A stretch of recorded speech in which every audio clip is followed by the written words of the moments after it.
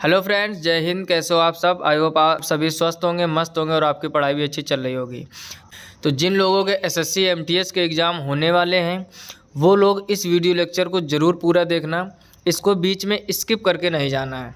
SSC MTS के जो exam है आपके 30 सितंबर से स्टार्ट हो गए थे और ये 14 नवंबर तक चलेंगे। हर एक लेक्चर लगभग हम मैराथन करने का प्रयास करते हैं।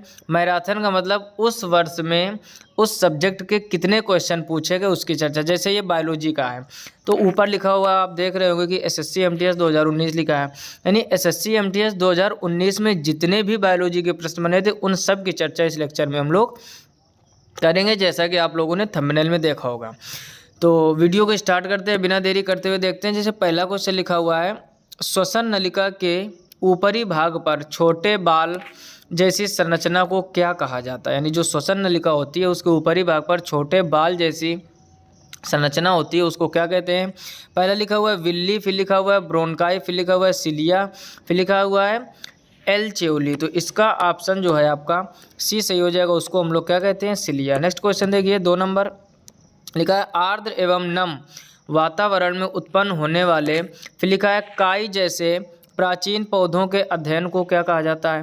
पहला लिखा है पैलिनोलॉजी, फिर लिखा हुआ है डेंड्रोलॉजी, फिर लिखा हुआ है ब्रायोलॉजी और फिर लिखा हुआ है एथनोबॉटनी। तो इसका ऑप्शन सी सही हो जाएगा, यानी ब्रायोलॉजी।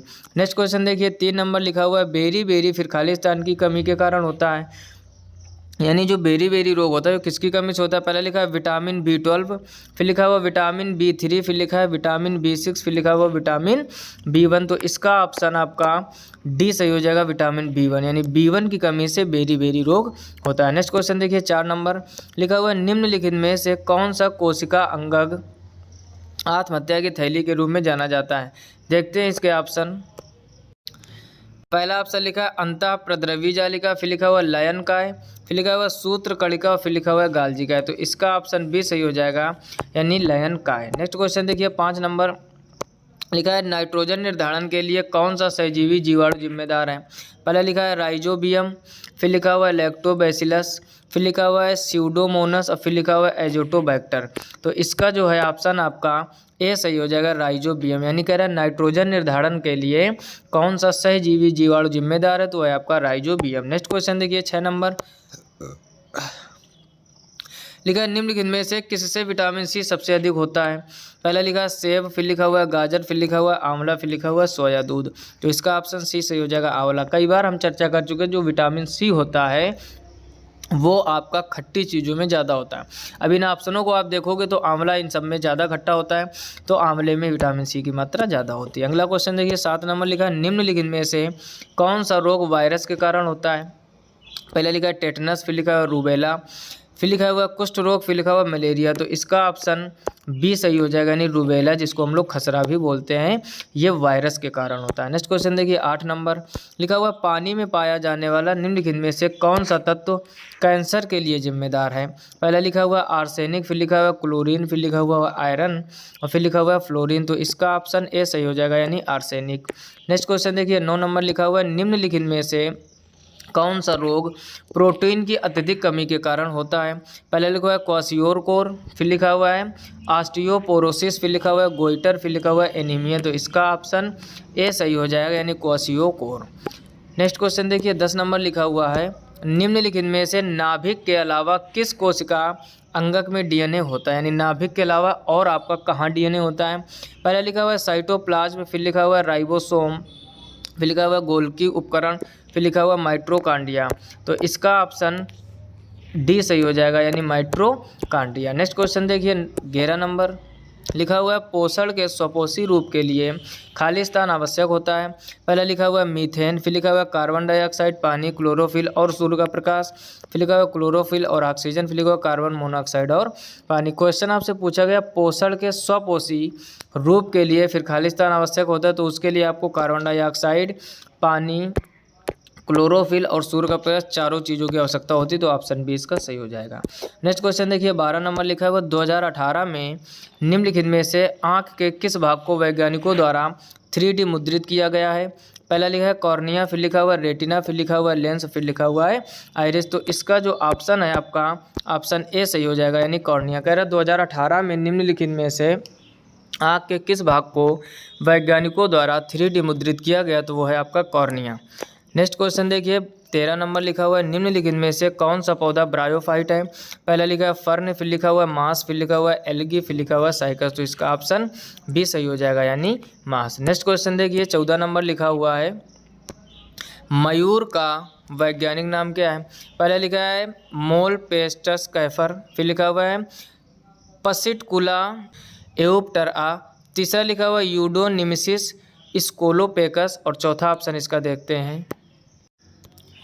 चौथा ऑप्शन लिखा है पावोक्रिस्टेसस। तो यही ऑप्शन डी इसका सही हो जाएगा, यानी मयूर का जो वैज्ञानिक नाम है वो होता है पावोक्रिस्टेटस। नेक्स्ट क्वेश्चन देखिए 15 नंबर लिखा हुआ है हेपेटाइटिस किसके कारण होता है। क्या पूछा गया है, हेपेटाइटिस किसके कारण होता है। पहला लिखा है बैक्टीरिया, फिर लिखा है वायरस, फिर लिखा हुआ है फंगी, और फिर लिखा हुआ है परजीवी। तो इसका ऑप्शन बी सही हो जाएगा, वायरस, यानी जो हेपेटाइटिस है वो वायरस के कारण होता है। नेक्स्ट क्वेश्चन देखिए 16 नंबर लिखा हुआ है चिकित्सा विज्ञान की गुर्दों से संबंधित शाखा कौन सी है। पहला लिखा है कार्डियोलॉजी, फिर लिखा है एप्थोमोलॉजी, फिर लिखा है नेफ्रोलॉजी, और फिर लिखा हुआ है आटोर्निल रिगुलोलॉजी। तो इसका ऑप्शन सी सही हो जाएगा, यानी नेफ्रोलॉजी। कह रहा है चिकित्सा विज्ञान की गुर्दों से संबंधित शाखा कौन सी होती है, वो होती है आपकी नेफ्रोलॉजी। बहुत ही इंपॉर्टेंट ये जीव विज्ञान के प्रश्न लिखा जरूर SSC MTS जितने भी SSC के इसको वीडियो देख रहे हैं स्टूडेंट, सबके लिए इंपॉर्टेंट, क्योंकि बायोलॉजी जल्दी किसी से होती नहीं, ये भी समझते हो। इतने कठिन से नाम होते हैं और बहुत ही डीपली क्वेश्चन पूछा जाता है। जितने MTS वाले हो और 2019 में पूछे गए प्रश्न है, तो आप समझ सकते हो ये इंपॉर्टेंट बहुत होने वाले हैं आपके। अगला देखिए 17 नंबर लिखा है निम्नलिखित में से कौन सा विटामिन ऑस्टियोपोरोसिस से संबंधित है। पहला लिखा है विटामिन सी, फिर लिखा है विटामिन बी, फिर लिखा है विटामिन डी, फिर लिखा है विटामिन ए। तो विटामिन जो डी है आपका वो ऑस्टियोपोरोसिस से संबंधित है। नेक्स्ट क्वेश्चन देखिए 18 नंबर लिखा हुआ है निम्नलिखित में से कौन सा संक्रामक रोग है। पहला लिखा है अल्जाइमर, फिर लिखा हुआ है खसरा, फिर लिखा हुआ है मधुमेह, फिर लिखा हुआ है अस्थमा।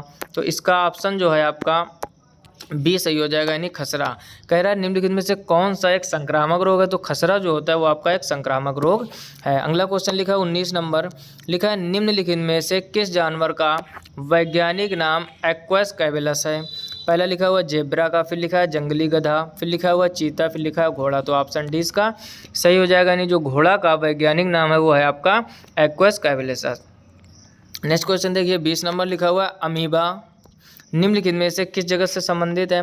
पहला लिखा है प्रोटिस्टा, फिर लिखा हुआ है फुंगी, फिर लिखा हुआ है एनीमेलिया, फिर लिखा हुआ है मोनेरा। तो इसका ऑप्शन जो है आपका वो ए सही हो जाएगा, यानी प्रोटिस्टा। ऑप्शन ए इसका सही हो जाएगा, यानी जो अमीबा है वो प्रोटिस्टा जगत से संबंधित है। नेक्स्ट क्वेश्चन देखिए 21 नंबर लिखा है पिता के गुणसूत्रों के किस संयोजन से लड़की का जन्म होता है। पहला लिखा है YZ, फिर लिखा है ZX, फिर लिखा हुआ है XY, फिर लिखा हुआ है X और X।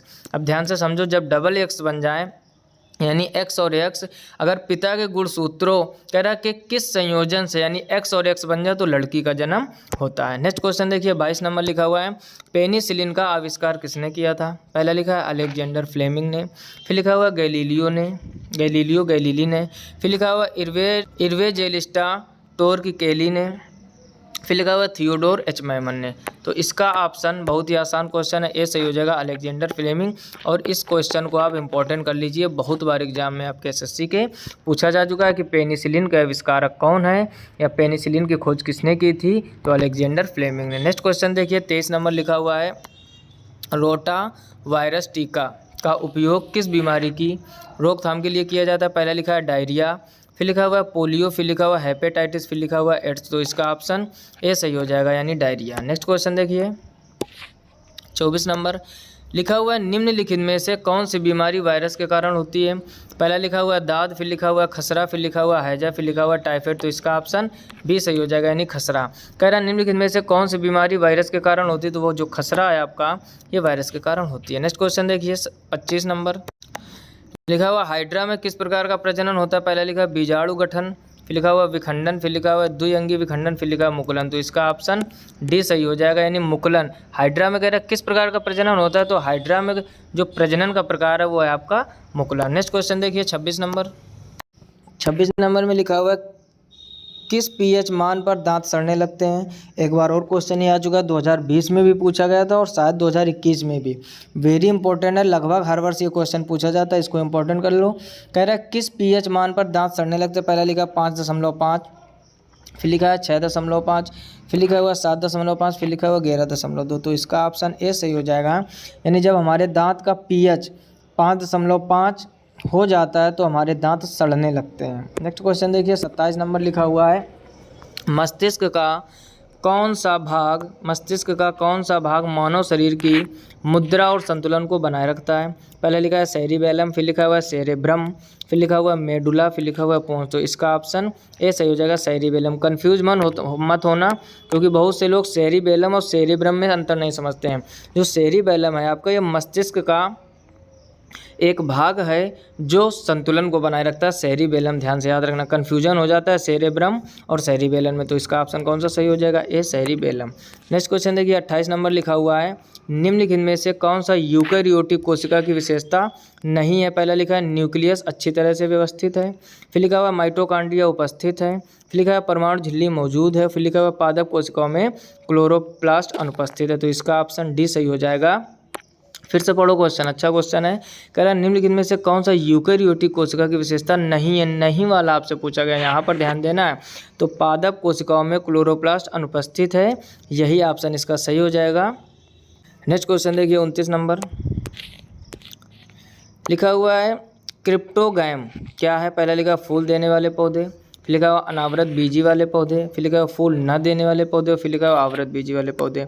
तो इसका ऑप्शन सी सही हो जाएगा। कह रहा है फूल न देने वाले पौधे, यानी क्रिप्टोगैम क्या है, तो ये फूल न देने वाले पौधे हैं। नेक्स्ट क्वेश्चन देखिए, 30 नंबर लिखा, पौधे को मिट्टी द्वारा कौन सा सूक्ष्म पोषक तत्व प्राप्त होता है।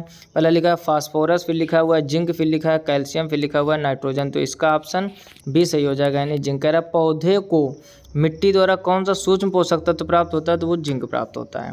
नेक्स्ट क्वेश्चन देखिए, 31 नंबर लिखा हुआ है, हरित क्रांति का संबंध खालिस्तान से, यानी हरित क्रांति का संबंध किससे है। पहले लिखा है जौ का उत्पादन, फिर लिखा है कॉफी का उत्पादन, फिर लिखा हुआ है दूध का उत्पादन, फिर लिखा है गेहूं का उत्पादन। बिल्कुल सही, ऑप्शन डी इसका सही हो जाएगा, गेहूं के उत्पादन से। नेक्स्ट क्वेश्चन देखिए, 32 नंबर लिखा हुआ है, निम्नलिखित में से किसने यह सुझाव दिया कि जीवन की उत्पत्ति सरल अकार्बनिक अणु से हुई होगी। पहला लिखा है चार्ल्स डार्विन ने, फिर लिखा हुआ है जेबीएस हार्डेन ने, फिर लिखा हुआ है स्टेनली एल मिलर ने, फिर लिखा हुआ है ग्रेगर मेंडल ने।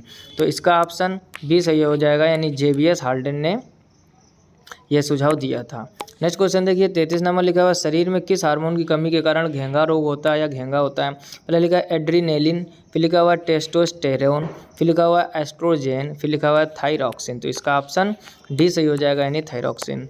नेक्स्ट क्वेश्चन देखिए, 34 नंबर लिखा है, शेर की पूंछ जैसे मैकाक को खालिस्तान भी कहा जाता है। पहले लिखा है ब्लैक लंगूर, फिर लिखा हुआ है बियर्ड लंगूर, फिर लिखा हुआ है सिल्वर लंगूर, और फिर लिखा हुआ है होलेर लंगूर। तो इसका ऑप्शन बी सही हो जाएगा, बियर्ड लंगूर, यानी शेर की पूंछ जैसे मैकाक को बियर्ड लंगूर भी कहा जाता है। नेक्स्ट क्वेश्चन देखिए, निम्नलिखित में से कौन सा संक्रामक रोग नहीं है। पहला लिखा है यक्ष्मा यानी टीबी, फिर लिखा हुआ चेचक, फिर लिखा है मधुमेह, फिर लिखा हुआ हैजा। तो ऑप्शन इसका सी सही हो जाएगा, मधुमेह। कह रहा है निम्नलिखित में से कौन सा संक्रामक रोग नहीं है, तो मधुमेह आपका संक्रामक रोग नहीं है। नेक्स्ट क्वेश्चन देखिए, 36 नंबर लिखा है, मानव शरीर से नाइट्रोजनी अपशिष्ट फिर को हटाने के लिए कौन सा अंग जिम्मेदार है। पहला लिखा है गुर्दा, फिर लिखा हुआ है जिगर, फिर लिखा हुआ अग्न्याशय, और फिर लिखा हुआ है फेफड़े। तो इसका ऑप्शन ए सही हो जाएगा, यानी गुर्दा। यानी मानव शरीर से नाइट्रोजनी अपशिष्ट को हटाने के लिए कौन सा अंग जिम्मेदार है, वो है आपका गुर्दा। नेक्स्ट क्वेश्चन देखिए, 37 नंबर लिखा है, मानव श्वसन तंत्र का कौन सा हिस्सा गैसों के आदान प्रदान के लिए स्थान प्रदान करता है। पहला लिखा है श्वसनी, फिर लिखा है श्वास नली, फिर लिखा है श्वास नलिका, फिर लिखा हुआ है कूपिका। तो इसका ऑप्शन डी सही हो जाएगा, यानी कूपिका। नेक्स्ट क्वेश्चन देखिए आप, 38 नंबर लिखा हुआ है, गिल्टी रोग किस कारण से होता है। पहले लिखा है प्रोटोजोआ, फिर लिखा हुआ है कीटाणु, फिर लिखा हुआ है विषाणु, फिर लिखा हुआ है कवक। तो इसका ऑप्शन बी सही हो जाएगा, यानी कीटाणु। नेक्स्ट क्वेश्चन देखिए, 39 नंबर क्या लिखा हुआ है, लिखा है हाइपोथैलेमस मानव शरीर के किस अंग का हिस्सा है। पहला लिखा है कलेजा, फिर लिखा हुआ है रीढ़ की हड्डी, फिर लिखा हुआ है हृदय, फिर लिखा हुआ है मस्तिष्क। तो इसका ऑप्शन डी सही हो जाएगा। आप देखो हाइपोथैलेमस होता है, इसको भी समझ लो। मस्तिष्क के जो मेन हिस्सा होता है वो होता है सेरिब्रम, और उसको कंट्रोल करने के लिए दो टाइप के होते हैं, एक होता है हाइपोथैलेमस, एक होता है थैलेमस। थैलेमस जो होता है वो बाहरी चीज़ों को एब्जॉर्व करके माइंड को यानी मस्तिष्क को संकेत देता है, और हाइपोथैलेमस अंदर को, यानी जितनी भी आंतरिक क्रियाएं हैं वो सब हाइपोथैलेमस के कारण होती हैं। और थैलेमस हमारी बाहरी यानी स्किन से, जैसे रात में हम लोग लेटते हैं और रात में 12 से 1 बजे के बीच में जब हमको सर्दी लगने लगती है तो हम लोग पंखा बंद करने जाते हैं, तो स्किन में जो ये ठंडी लगती है ये ऑब्जॉर्व करता है थैलेमस और हमारे माइंड को संकेत देता है कि जाओ उठ के पंखा को बंद कर दो। यानी जितनी भी बाहरी क्रियाएं हैं वो सब थैलेमस के कारण, और वो संकेत किसको देती हैं, माइंड को। और जो हाइपोथैलेमस होता है, हाइपोथैलेमस क्या होता है, जो आंतरिक क्रियाओं को बताता है। जैसे किसी के यहाँ मान लो शादी पार्टी फंक्शन है तो वहाँ जाके हंसी खुशी का माहौल होता है, तो ये हाइपोथैलेमस एब्जॉर्व करता है। किसी के यहाँ कोई ख़त्म हो गया है या कोई गुजर गया, वहाँ जाते तो हम लोग हंसते नहीं हैं, वहाँ पर सैड होते हैं, तो ये कौन सी क्रिया करता है, ये हाइपोथैलेमस उस समय काम करता है। और साइंस का मानना ये है कि 7 सेकेंड में हाइपोथैलेमस एक्टिव हो जाता है, और जिस व्यक्ति का हाइपोथैलेमस एक्टिव हो जाता है उसी को आज के ज़माने में प्रेम कहा जाता है। ठीक है ना, बायोलॉजी के हिसाब से प्रेम नाम का शब्द दुनिया में नहीं है। हाइपोथैलेमस जिसके प्रति एक्टिव हो जाता है उसके बिना आपका मन नहीं लगेगा। इस टाइप की साइंस में काफ़ी सारी चर्चाएं की गई। तो मेन चीज़ क्या होती है, और साइंस का यह मानना है कि यदि कोई लड़का किसी लड़की को 7 सेकेंड तक देख ले, या कोई लड़की किसी लड़के को 7 सेकेंड तक देख ले, तो उसका हाइपोथैलेमस उसके प्रति एक्टिव हो जाएगा और उसको उसी में पूरी दुनिया नज़र आने लगेगी, और उसी को लोग प्रेम कह देते हैं। देखा होगा आप लोगों ने, जो प्रेमी लोग होते हैं कहते हैं एक दूसरे के बिना मन नहीं लगता है, बार बार चर्चा इसी टाइप की होती है। तो बायोलॉजी का मतलब ये हो गया एक तरह से कि बायोलॉजी हम लोगों को वो चीज़ सिखाती है कि ये किसके कारण होता है। जैसे मान लो किसी स्कूल में 100 लड़कियां हैं और कोई लड़का किसी लड़की को पसंद करता है, पहले ही हम बात बोल रहे हैं, आप लोग गलत वे में चीज़ों को मत लेना। हमारा एक काम है आपको समझाना अच्छे तरीके से, और आपका काम है अच्छी तरीके से समझना, और उस चीज़ को ऐसे समझो ताकि आप एग्ज़ाम में क्वेश्चन का आंसर गलत मत करो। जैसे कोई लड़का किसी लड़की को पसंद करता है और मान लो उसके प्रति उसका हाइपोथैलेमस एक्टिव हो गया। अब वो लड़की मान लो स्कूल किसी दिन नहीं जाती तो वो लड़का बिल्कुल उदास उदास घूमेगा। यही तो होता है ना, आप लोग भी समझ रहे होंगे। तो आप ये समझो बाकी भी तो 99 लड़कियां हैं, बाकी भी जो बची वो भी तो लड़कियां हैं, लेकिन फिर भी वो उदास घूम रहा है। क्यों? क्योंकि उसका उस लड़की के प्रति हाइपोथैलेमस एक्टिव है। ऐसे ही लड़कियों में होता है, जिस लड़के के प्रति हाइपोथैलेमस एक्टिव होता है बार बार उसी को देखने का मन करेगा, उसी से बातचीत करने का मन करेगा, तरह तरह की एक्टिविटी होगी। तो ये जो एक्टिविटी होती है ये होती है आपकी हाइपोथैलेमस के कारण। जिसके प्रति एक्टिव होगा उसी में आपको पूरी दुनिया नज़र आएगी। आई होप आप पॉइंट अच्छे से समझ गए होंगे। तो हाइपोथैलेमस आंतरिक क्रियाओं को एब्जॉर्व करके मस्तिष्क को सूचना देता है, और थैलेमस बाहरी क्रियाओं को। और अब आपसे पूछा क्या गया था, कितना आसान क्वेश्चन हो गया, आप पूरी कहानी आप समझ ली होगे कि हाइपोथैलेमस मानव शरीर के किस अंग का हिस्सा है, तो भैया मस्तिष्क का हिस्सा है। समझ गए बात को।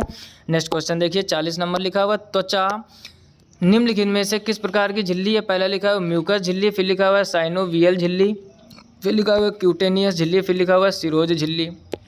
तो इसका ऑप्शन सी सही हो जाएगा। नेक्स्ट क्वेश्चन देखिए, 41 नंबर लिखा हुआ है किस जीव के कारण काला जार होता है। पहला लिखा है लीशमैनिया, फिर लिखा है क्लोस्ट्रीडियम, फिर लिखा हुआ है एजोटोबैक्टर, फिर लिखा हुआ है इशरिकिया कोली। तो इसका ऑप्शन ए सही हो जाएगा, Leishmania. Option A is correct है। नेक्स्ट क्वेश्चन देखिए, 42 नंबर लिखा हुआ है प्रोटीन के पाचन के लिए जिम्मेदार अग्न्याशी रस में कौन सा एंजाइम मौजूद होता है। पहला लिखा हुआ है ट्रिप्सिन, फिर लिखा हुआ है एमाइलेस, फिर लिखा हुआ है उपेस, फिर लिखा हुआ है पेप्सिन। तो इसका ऑप्शन ए सही हो जाएगा, यानी ट्रिप्सिन। कह रहा प्रोटीन के पाचन के लिए जिम्मेदार अग्न्याशी रस में कौन सा एंजाइम मौजूद होता है, तो वो है आपका ट्रिप्सिन। नेक्स्ट क्वेश्चन देखिए, 43 नंबर लिखा हुआ है केशिका गुच्छ और बोमैंस कैप्सूल शरीर के किस अंग के भाग हैं। पहला लिखा हुआ गुर्दा, फिर लिखा है जिगर, फिर लिखा हुआ है दिल, और फिर लिखा है फेफड़े। तो ऑप्शन इसका ए सही हो जाएगा, यानी गुर्दा के ये भाग है। नेक्स्ट क्वेश्चन देखिए, 44 नंबर लिखा हुआ है रेशम किस प्रकार के जीव से प्राप्त होता है। पहला लिखा हुआ बकरी, फिर लिखा हुआ कीट, फिर लिखा हुआ भेड़, और फिर लिखा तितली। तो इसका ऑप्शन भी सही हो जाएगा। आसान क्वेश्चन है, रेशम कीट से प्राप्त होता है। नेक्स्ट क्वेश्चन देखिए, 45 नंबर लिखा है मानव जीवों में प्रजनन किस प्रकार के निषेचन के माध्यम से होता है। पहले लिखा है एक्स विट्रो फर्टिलाइजेशन, फिर लिखा हुआ बाह्य निषेचन, फिर लिखा हुआ आंतरिक निषेचन, और फिर लिखा हुआ पात्रीय निषेचन। कह रहा मानव जीवों में प्रजनन, तो सब लोग जानते हो कॉमन सी चीज़ है ये, आंतरिक निषेचन के कारण। ऑप्शन सी इसका सही हो जाएगा। नेक्स्ट क्वेश्चन देखिए, 46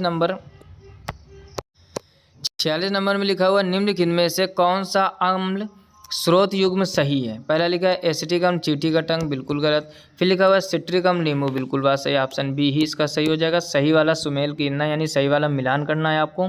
करा निम्नलिखित में से कौन सा आम्ल स्रोत युग्म सही है, तो सिट्रिकम जो है आपका नींबू में पाया जाता है, बाकी ऑप्शन देखने की कोई जरूरत नहीं। नेक्स्ट क्वेश्चन देखिए 47 नंबर। 47 नंबर में लिखा हुआ है निम्नलिखित में से किस विटामिन का वैज्ञानिक नाम कोबालामिन है। पहला लिखा है B12, फिर लिखा हुआ है VE, फिर लिखा है B1, फिर लिखा है C, यानी ऑप्शन इसका एस है, जो विटामिन B12 को हम लोग कोबालामिन के नाम से भी जानते हैं। नेक्स्ट क्वेश्चन देखिए 48 नंबर लिखा है निम्नलिखित में से कौन सा युग्म एक परजीवी संबंध को दर्शाता है। पहला लिखा है शैवाल यानी प्रवाल भित्ति, फिर लिखा हुआ है गाय बगुला यानी पशुधन, फिर लिखा हुआ है कुत्ते पर पिस्सू, फिर लिखा हुआ है रेमोरा मछली शार्क, तो इसका ऑप्शन सी सही हो जाएगा, कुत्ते पर पिस्सू। कह रहा है निम्नलिखित में से कौन सा युग्म एक परजीवी संबंध को दर्शाता है, तो कुत्ते पर पिस्सू। नेक्स्ट क्वेश्चन देखिए 49 नंबर लिखा है कौन सा कोशिकांग किसी भी बाहरी पदार्थ तथा खराब कोशिकांग को पचाकर कोशिका को साफ रखने में मदद करता है। पहला लिखा है प्लास्टिड्स, फिर लिखा हुआ है गोल्गी एपरेटस, फिर लिखा हुआ है लाइसोसोम, फिर लिखा हुआ है माइटोकांडिया, तो इसका ऑप्शन सी सही हो जाएगा, lysosome, option C is correct. कुछ क्वेश्चन बहुत ही अच्छे होते हैं और वही क्वेश्चन इंपॉर्टेंट होते हैं जो आपके हर एक एसएससी के एग्जाम में बनते हैं। आप लोग नोटबुक बनाते जाइए या फिर पॉज करके वीडियो को बीच में स्क्रीनशॉट लेके रख लीजिए, बाद में आप नोट्स भी बना सकते हो। ठीक, इस टाइप से आप तैयारी करोगे तो ज़्यादा अच्छी से अच्छी तैयारी कर पाओगे। नेक्स्ट क्वेश्चन देखिए 50 नंबर लिखा हुआ है मानव शरीर में गतिविधि और हाथ आंख समन्वय के लिए कौन सा अंग जिम्मेदार है। पहला लिखा है हृदय, फिर लिखा हुआ कलेजा, फिर लिखा गुर्दा, फिर मस्तिष्क, तो ऑप्शन डी इसका सही हो जाएगा। अब देखो अभी हमने चर्चा की थी थैलेमस हाइपोथैलेमस की। देखो हम लोगों की बॉडी किस प्रकार से काम करती है इसको आप थोड़ा ढंग से समझिए। जो हमारा मेन मस्तिष्क होता है, ठीक, यहाँ पर हम थोड़ा बताने का प्रयास करेंगे, ध्यान से समझो। जैसे मान लो, ठीक, ये मान लो मनुष्य का चेहरा है, ठीक, ऐसे लगभग बना लिया है। ये फेस आगे वाला है, ये बैक साइड वाला। अब यहाँ पर एक जो सबसे बड़ा हिस्सा होता है, यहाँ पर हम पिंक कलर से दिखाते हैं, इसको मान लिया हम लोगों ने सेरिब्रम, और ये माइंड का 66% हिस्सा होता है। कितने परसेंट? 66%, या इसको आप 2/3 भी कर सकते हो। ठीक, सबसे बड़ा भाग मस्तिष्क का यही होता है। अब इसी के अंदर दो छोटे छोटे टुकड़े आप मान सकते हो या भाग मान सकते हो, जिसको हम लोग कहते हैं क्या, एक को थैलेमस कहते हैं और एक को हाइपोथैलेमस कहते हैं। ठीक है ना। अब ध्यान से समझो, अभी हमने क्या बताया था कि थैलेमस बाहरी क्रियाओं को और हाइपोथैलेमस आंतरिक क्रियाओं को। हमारी बॉडी किस हिसाब से काम करती है, कभी आपने ये सोचा? नहीं सोचा तो आप ध्यान से समझिए। देखो हमारी जितनी भी गतिविधियां हैं हाइपोथैलेमस थैलेमस के अनुसार होती हैं, और ये पूरा अपना कंट्रोल किए हैं सेरिब्रम पर। किस पर कंट्रोल किए हैं? सेरिब्रम पर। सेरिब्रम क्या करता है? पूरे माइंड को कंट्रोल करता है, और हमारा माइंड पूरी बॉडी को कंट्रोल करता है। फिर से एक बार सुन लीजिए, जितनी भी आंतरिक क्रियाएं होती, कहाँ रोना है, कहाँ हंसना है, ठीक, किससे कैसे बात करनी, जो आंतरिक सुझाव देता है ये हाइपोथैलेमस के कारण होता है।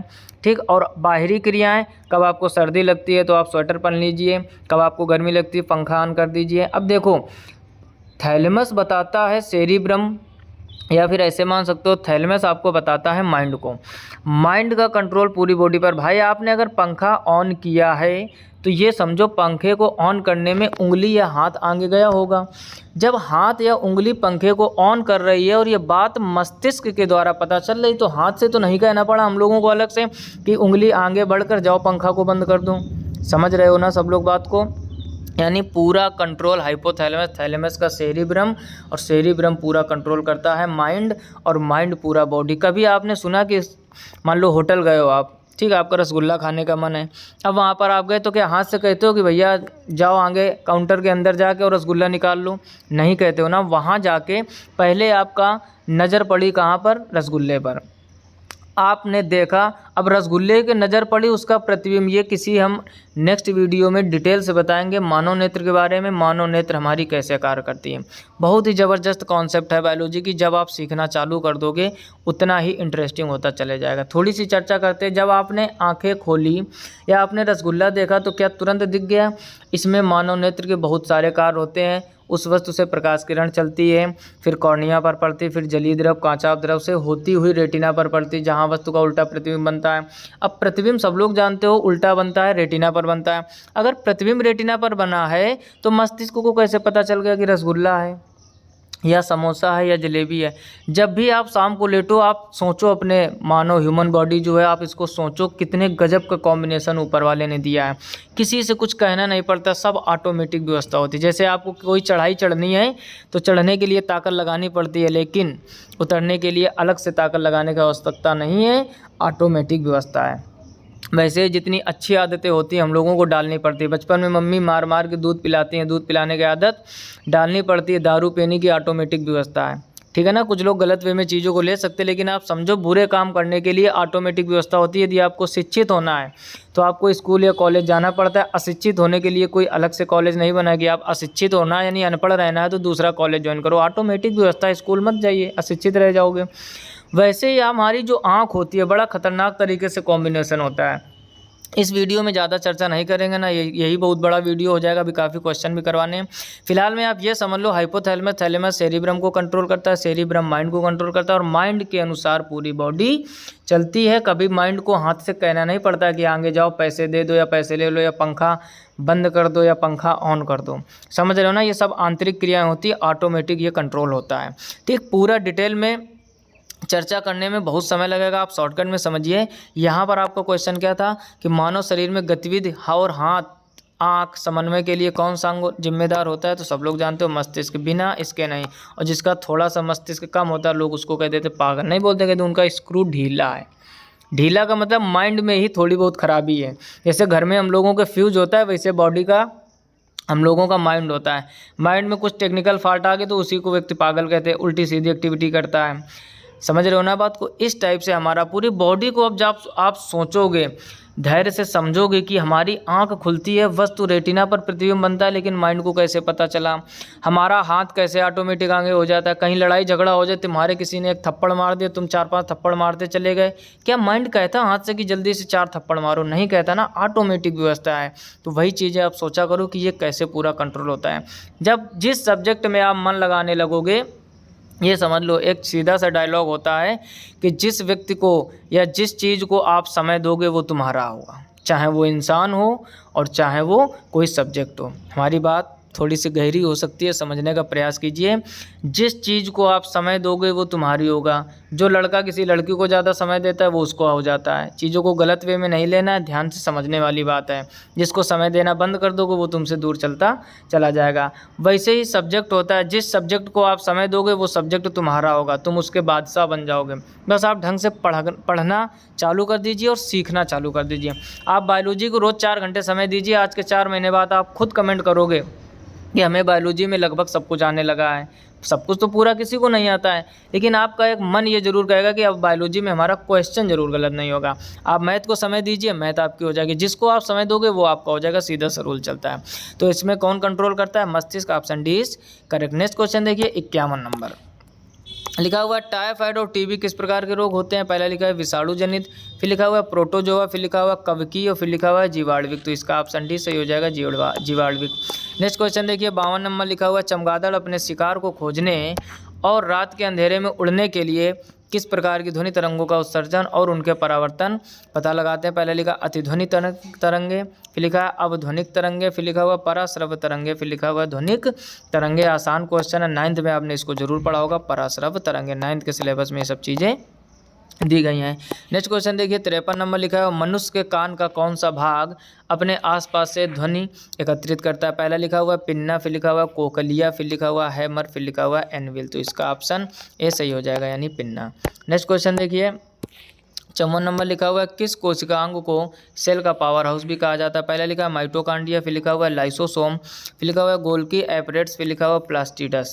इसका ऑप्शन कौन सा सही होगा? Option A is correct, mitochondria. कह रहा है किस कोशिका अंग को सेल का पावर हाउस भी कहा जाता है? तो माइटोकॉन्ड्रिया को सेल का पावर हाउस कहा जाता है। नेक्स्ट क्वेश्चन देखिए 55 नंबर लिखा है फूड पैकेजिंग उद्योग में चिप्स को ऑक्सीकृत होने से रोकने के लिए किस गैस का उपयोग किया जाता है? आसान क्वेश्चन है, हाइड्रोजन लिखा, कार्बन लिखा, नाइट्रोजन और हीलियम। ऑप्शन सी इसका जवाब। चिप्स के पैकेट यदि आपने चिप्स खाए होंगे, देखा होगा उसमें हवा भरी होती है। अच्छा, गाँव के हम लोग क्या सोचते हैं कि कंपनी वाले ने हवा भर दी है ताकि दूर से दिखाई पड़े कि बहुत ज़्यादा चिप्स हैं अंदर, बाबा लोग होते हैं जो हम लोगों को कहते थे देखो कितनी हवा भरी है, ताकि ये लगे कि चिप्स ज़्यादा और कंपनी का पीछे। ऐसा कुछ नहीं होता है, उसके अंदर नाइट्रोजन गैस, उसकी ऑक्सीजन को बाहर निकाल कर उसमें नाइट्रोजन भर दी जाती है ताकि चिप्स ज़्यादा दिनों तक ख़राब ना हो। ठीक, मेन उसमें नाइट्रोजन गैस होती है। अच्छा, हम लोग सोचते उल्टा, क्योंकि बचपन में हम लोगों को ज्ञान नहीं होता। ऑप्शन सी इसका सही हो जाएगा। एक चीज़ समझ लीजिए, ऑक्सीजन जितने हम लोगों के लिए उपयोगी है, सबसे ज़्यादा उपयोगी ऑक्सीजन, उसके बिना हम लोग जीवित नहीं रह सकते हैं, लेकिन ऑक्सीजन के कारण वस्तुएं खराब भी होती हैं। जैसे लोहे पर जंग लगना, खाने का खराब होना, ये सब ऑक्सीजन का ही कारण, ऑक्सीजन के ही ऑक्सीकरण के कारण ही वस्तुएं खराब होती हैं। नेक्स्ट क्वेश्चन देखिए, 56 नंबर लिखा हुआ है, किस पादप ऊतक के भाग में गैसों का आदान प्रदान होता है? पहला लिखा मध्य सिरा, फिर लिखा हुआ रंध्र, फिर लिखा हुआ फ्लोएम, फिर लिखा हुआ जाइलम। तो इसका ऑप्शन बी सही हो जाएगा, रंध्र। नेक्स्ट क्वेश्चन देखिए, 57 नंबर क्या लिखा हुआ है? नीचे लिखा है निम्नलिखित में से कवक का प्रकार कौन सा नहीं है? कौन सा जो है कवक का प्रकार नहीं है, देखते हैं इसके। पहला ऑप्शन लिखा हुआ है एगारिक्स, फिर लिखा हुआ है गोनाइलैक्स, फिर लिखा हुआ है पेनिसिलियम, फिर लिखा हुआ है एस्परगिलस। तो इसका ऑप्शन ये सही हो जाएगा, गोनाइलैक्स। यानी कह रहा कौन सा कवक का प्रकार नहीं है, तो गोनाइलैक्स ये आपका कवक का प्रकार नहीं है। नेक्स्ट क्वेश्चन देखिए, 58 नंबर लिखा हुआ है, सामान्य तौर पर उपयोग किए जाने वाले विटामिन बी कॉम्प्लेक्स कितने विटामिन से बना होता है? पहले लिखा हुआ है 12, फिर लिखा हुआ है 10, फिर लिखा हुआ है 8 और फिर लिखा हुआ है 6। तो ऑप्शन इसका सी सही हो जाएगा, 8। यानी सामान्य तौर पर उपयोग किए जाने वाले विटामिन बी कॉम्प्लेक्स 8 विटामिन से बना होता है। नेक्स्ट क्वेश्चन देखिए, 59 नंबर लिखा है, कोशिका की ऊर्जा के रूप में किसे जाना जाता है? पहले लिखा हुआ है ग्लाइसिन ट्राइफॉस्फेट, फिर लिखा हुआ है एडिनोसिन ट्राइफॉस्फेट, फिर लिखा हुआ है एडिनोसिन डाइफॉस्फेट, फिर लिखा हुआ है एडिनोसिन फास्फेट। तो इसका ऑप्शन जो है आपका वो भी सही हो जाएगा, एडिनोसिन ट्राइफॉस्फेट, जिसको हम लोग कहते हैं ATP। क्या बोलते हैं? एडिनोसिन डाइफॉस्फेट होता है आपका ADP और एडिनोसिन ट्राइफॉस्फेट होता है आपका ATP। नेक्स्ट क्वेश्चन देखिए, 60 नंबर लिखा हुआ है, प्रकाश संश्लेषण प्रक्रिया खालिस्तान की उपस्थिति में होती है। यानी प्रकाश संश्लेषण किसकी उपस्थिति में होती है? पहला लिखा है नाइट्रोजन, फिर लिखा हुआ है कैडमियम, फिर लिखा हुआ क्लोरोफिल और सूर्य का प्रकाश। ऑप्शन सी इसका सही हो जाएगा। यानी जो प्रकाश संश्लेषण की प्रक्रिया है वो क्लोरोफिल और सूर्य के प्रकाश की उपस्थिति में होती है। नेक्स्ट क्वेश्चन देखिए, 61 नंबर लिखा हुआ है, किस सरीसृप के 4 हृदय कक्ष होते हैं? पहला लिखा हुआ कछुआ, फिर लिखा हुआ किंग कोबरा, फिर लिखा हुआ गिरगिट और फिर लिखा हुआ मगरमच्छ। तो इसका ऑप्शन डी सही हो जाएगा, मगरमच्छ। यानी मगरमच्छ 4 हृदय कक्ष वाला होता है। नेक्स्ट क्वेश्चन देखिए, 62 नंबर लिखा हुआ है, किस कोशिका अंगक के स्वयं के DNA व राइबोसोम होते हैं? पहला लिखा हुआ वर्ण लवक, फिर लिखा हुआ कोशिका धानी, फिर लिखा हुआ अवर्डी लवक, फिर लिखा हुआ सूत्रकणिका। तो इसका ऑप्शन डी सही हो जाएगा, सूत्रकणिका। यानी कह रहा है किस कोशिका अंगक के स्वयं के DNA व राइबोसोम होते हैं? तो वह है आपका सूत्रकणिका। नेक्स्ट क्वेश्चन देखिए, 63 नंबर लिखा हुआ है, जिन पौधों के पृथक बनावट रूप नहीं होते हैं उन्हें खाली स्थान कहा जाता है? पहला लिखा है ब्रायोफाइटा, फिर लिखा हुआ कवक, फिर लिखा हुआ अनावृत बीजी, फिर लिखा हुआ थैलोफाइटा। तो इसका ऑप्शन डी सही हो जाएगा, थैलोफाइटा। नेक्स्ट क्वेश्चन देखिए, 64 नंबर लिखा है, रोगियों के दांतों के बड़े प्रतिबिंबों को देखने के लिए डेंटिस्ट द्वारा किस प्रकार के दर्पण का उपयोग किया जाता है? हमने कई बार चर्चा की, डेंटिस्ट यानी डॉक्टर कोई भी हो, दर्पण उस दर्पण का प्रयोग करेगा जो प्रतिबिंब को बड़ा बनाएगा। प्रतिबिंब को बड़ा आपका बनाता है कॉनकेव मिरर यानी अवतल दर्पण। इस चीज़ को आप ध्यान से समझ लो। तो वह कहला जिगजैग दर्पण, फिर लिखा उत्तल दर्पण, फिर लिखा समतल दर्पण, फिर अवतल दर्पण। Option D. हमेशा ध्यान रखो, जैसे मान लो आपके कोई भी जीव को देखना है तो दर्पण का ऐसा इस्तेमाल करेगा जो उस जीव को प्रतिबिंब को बड़ा बना सके। तो डॉक्टर हमेशा अवतल दर्पण का उपयोग करते, क्योंकि उनको कोई भी जीव देखना है, मान लो कान में चींटी चली गई या फिर कुछ भी XYZ, तो प्रतिबिंब उनको बड़े प्रतिबिंब की आवश्यकता होती ताकि वो अच्छे से चीज़ों को समझ सकें। तो अवतल दर्पण ही आपका प्रतिबिंब बड़ा बनाता है। Option D is correct. Next question देखिए, 65 नंबर लिखा है, डेंड्राइट और एक्सान किस कोशिका के भाग होते हैं? पहला लिखा है लाल रक्त कोशिका, फिर लिखा हुआ है नेफ्रॉन, फिर लिखा हुआ है श्वेत रक्त कोशिका, फिर लिखा हुआ है तंत्र कोशिका। तो इसका ऑप्शन डी सही हो जाएगा, तंत्रिक कोशिका। नेक्स्ट क्वेश्चन देखिए, 66 नंबर लिखा हुआ है, निम्नलिखित में से किस जीव का द्विकोष्ठीय हृदय होता है? पहला लिखा है गौरैया का, फिर लिखा है मनुष्य, फिर लिखा हुआ है बंदर, फिर लिखा है मछलियाँ। तो ऑप्शन डी इसका सही हो जाएगा, मछलियों का जो होता है वो द्विकोष्ठीय हृदय होता है। नेक्स्ट क्वेश्चन देखिए, 67 नंबर लिखा हुआ, आहार श्रृंखला में एक पोषण स्तर से दूसरे स्तर तक कितने प्रतिशत ऊर्जा संचारित होती है? पहला लिखा है 0.15, फिर लिखा हुआ है 0.2। नेक्स्ट ऑप्शन देखते हैं इसके। अगला ऑप्शन लिखा है 0.1, फिर लिखा हुआ है 0.05, तो ऑप्शन सी इसका सही हो जाएगा 0.1%। नेक्स्ट क्वेश्चन देखिए 68 नंबर लिखा हुआ है निम्नलिखित में से कौन सा रोग जल जनित नहीं है। पहले लिखा है टाइफाइड, फिर लिखा है हैजा, फिर लिखा हुआ है खसरा, फिर लिखा हुआ है हेपेटाइटिस ए, तो इसका ऑप्शन ए सही हो जाएगा खसरा, यानी जो खसरा है आपका वो जल जनित नहीं है। नेक्स्ट क्वेश्चन देखिए 69 नंबर लिखा है फ्लोएम पौधे में किसके परिवहन के लिए जिम्मेदार है। लिखा है कार्बन डाइऑक्साइड, फिर लिखा हुआ है पानी, फिर लिखा हुआ है खनिज पदार्थ, फिर लिखा हुआ है खाद्य पदार्थ, तो इसका ऑप्शन डी सही हो जाएगा, यानी खाद्य पदार्थ। नेक्स्ट क्वेश्चन देखिए 70 नंबर लिखा है कौन से मानव अंग के क्षतिग्रस्त हो जाने या ठीक से काम न करने की स्थिति में रोगी को डायलिसिस की सलाह दी जाती है। पहला लिखा है हृदय, फिर लिखा हुआ गुर्दा, फिर लिखा हुआ कलेजा, फिर लिखा हुआ पेट, तो ऑप्शन बी इसका सही हो जाएगा। बिल्कुल आसान क्वेश्चन है, गुर्दा। नेक्स्ट क्वेश्चन देखिए 71 नंबर लिखा है अष्टभुज किस समुदाय का उदाहरण है। पहले लिखा है आर्थ्रोपोडा, फिर लिखा हुआ है एकाइनोडर्मेटा, फिर लिखा हुआ मोलस्का, फिर लिखा हुआ है हेमिडाड्रेटा, तो इसका ऑप्शन सी से हो जाएगा, यानी मोलस्का। नेक्स्ट क्वेश्चन देखिए 72 नंबर लिखा है चीड़, फिर खाली स्थान दिया गया है का उदाहरण, यानी चीड़ किसका उदाहरण है। पहले लिखा है टेरिडोफाइटा का, फिर लिखा हुआ अनावृत बीजी का, फिर लिखा हुआ एक बीज पत्री का, फिर लिखा हुआ आवृत बीजी का, तो इसका ऑप्शन बी सही हो जाएगा, यानी जो चीड़ है वो अनावृत बीजी का है उदाहरण। नेक्स्ट क्वेश्चन देखिए 73 नंबर, पहले ब्लैंक दिया, फिर कह रहा है को अक्सर प्राणी जगत के उभयचरों के रूप में जाना जाता है। पहले लिखा है थैलोफाइटा, फिर लिखा हुआ है ब्रायोफाइटा, फिर लिखा हुआ है फनेरोगमाय, फिर लिखा हुआ है टेरिडोफाइटा, तो इसका ऑप्शन बी सही हो जाएगा, यानी ब्रायोफाइटा। नेक्स्ट क्वेश्चन देखिए 74 नंबर लिखा हुआ है निम्नलिखित में से कौन रज्जुकी की विशेषता नहीं है। पहले लिखा है एक पश्चगुदा भाग मौजूद है, फिर लिखा हुआ है नोट कार्ड अनुपस्थित होता है, फिर लिखा हुआ है हृदय उदरस्थ होता है, फिर लिखा हुआ है केंद्रीय तंत्रिका तंत्र पृष्ठीय खोखला और एकल है, तो इसका ऑप्शन आपका बी सही हो जाएगा, नोट कार्ड अनुपस्थित होता है, option B is correct. Next question देखिए 75 नंबर लिखा हुआ है निम्नलिखित में से किसकी कमी के कारण पेलाग्रा रोग होता है। बहुत ही आसान क्वेश्चन और बहुत ही बार पूछा जा चुका है। पहला लिखा है नियासिन, फिर लिखा है विटामिन B5, फिर लिखा है विटामिन B2, फिर लिखा है रिबोफ्लेविन, तो इसका ऑप्शन जो है आपका वो ए सही हो जाएगा, नियासिन। कह रहा है निम्नलिखित में से किसकी कमी के कारण पेलाग्रा रोग होता है, तो नियासिन की कमी के कारण पेलाग्रा रोग होता है। नेक्स्ट क्वेश्चन देखिए 76 नंबर लिखा है कौन सा मच्छर मलेरिया के परजीवी का वहन करता है। पहला लिखा है मादा एडीज इजिप्टी, फिर लिखा हुआ है नर एडीज इजिप्टी, फिर लिखा हुआ है मादा एनोफिलीज, फिर लिखा हुआ नर एनोफिलीज, तो इसका ऑप्शन सी से हो जाएगा, मादा एनोफिलीज। नेक्स्ट क्वेश्चन देखिए 77 नंबर लिखा हुआ है मानव हृदय के किस कोष्ठ को फेफड़ों से प्रचुर ऑक्सीजन युक्त रक्तचाप होता है। पहला लिखा है बायां नीला, फिर दायां अलिंद, फिर दायां नीला, फिर लिखा हुआ बायां अलिंद, तो इसका ऑप्शन डी सही हो जाएगा, यानी बायां अलिंद। क्वेश्चन क्या है फिर से समझ लो, कह रहा मानव हृदय के किस कोष्ठ को फेफड़ों से प्रचुर ऑक्सीजन युक्त रक्त प्राप्त होता है, तो वह है आपका बायां अलिंद, बायां अलिंद से रक्त प्राप्त होता है। नेक्स्ट क्वेश्चन देखिए 78 नंबर, 78 नंबर में लिखा हुआ है मूत्र त्याग करने से पहले वह मानव शरीर के उत्सर्जन तंत्र के किस भाग से संग्रहित होता है।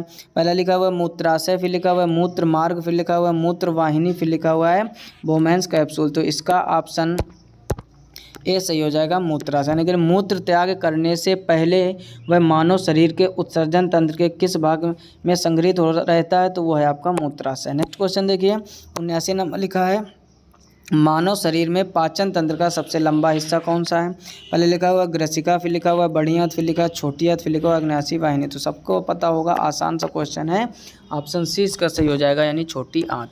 नेक्स्ट क्वेश्चन देखिए 80 नंबर लिखा हुआ मानव पेशी कोशिकाओं में ऑक्सीजन के अभाव में ग्लूकोज के विखंडन से किस रासायनिक यौगिक का निर्माण होता है। पहला लिखा हुआ मेथेनल, फिर लिखा हुआ एथेनॉल, फिर लिखा हुआ लैक्टिक अम्ल, फिर लिखा हुआ कार्बन डाइऑक्साइड, तो इसका ऑप्शन सी सही हो जाएगा, यानी लैक्टिक अम्ल।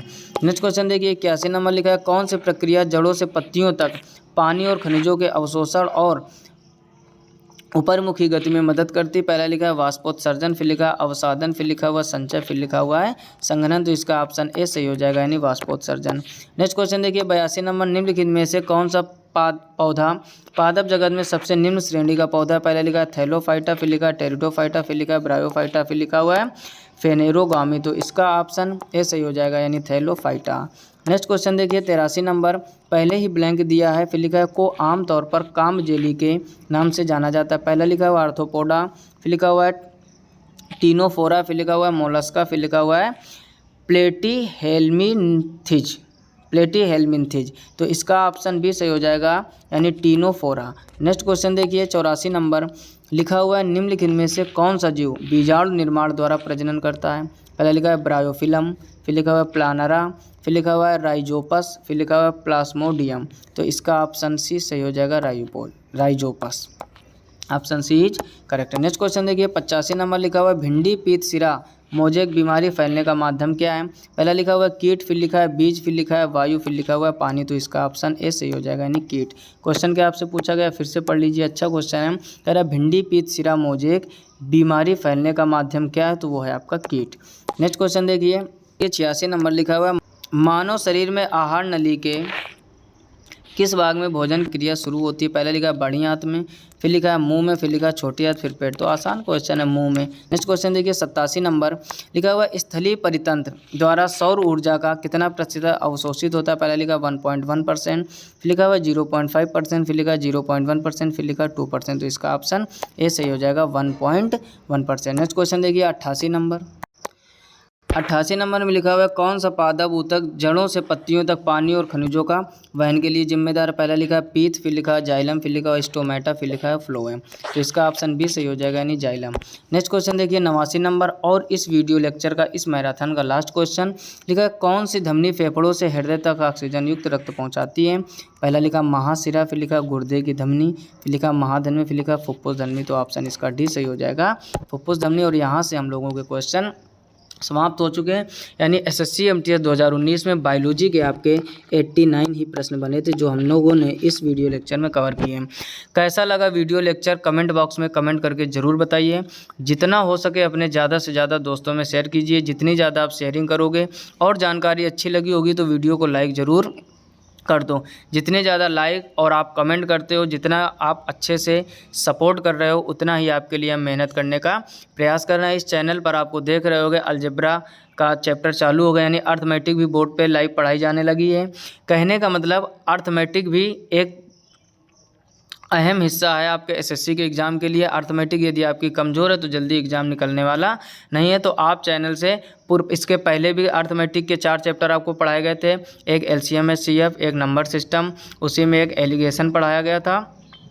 इस टाइप से 3 से 4 चैप्टर पहले कवर किए गए थे, और अब हम लोगों ने चालू किया अलजेब्रा। तो चैनल पे जाकर आप वो वीडियो लेक्चर ज़रूर देखिए। और इधर आपके एमटीएस के जो एग्ज़ाम होने वाले हैं, या कुछ लोगों के एग्ज़ाम हो भी गए होंगे, जिनका एग्ज़ाम होने वाला है, बायोलॉजी के क्वेश्चन, हिस्ट्री के, भारत तथा विश्व के भूगोल के, जितने भी प्रीवियस ईयर क्वेश्चन हमने करवाए इस चैनल पर, चैनल की प्लेलिस्ट में जाकर आप ज़रूर विजिट कीजिए।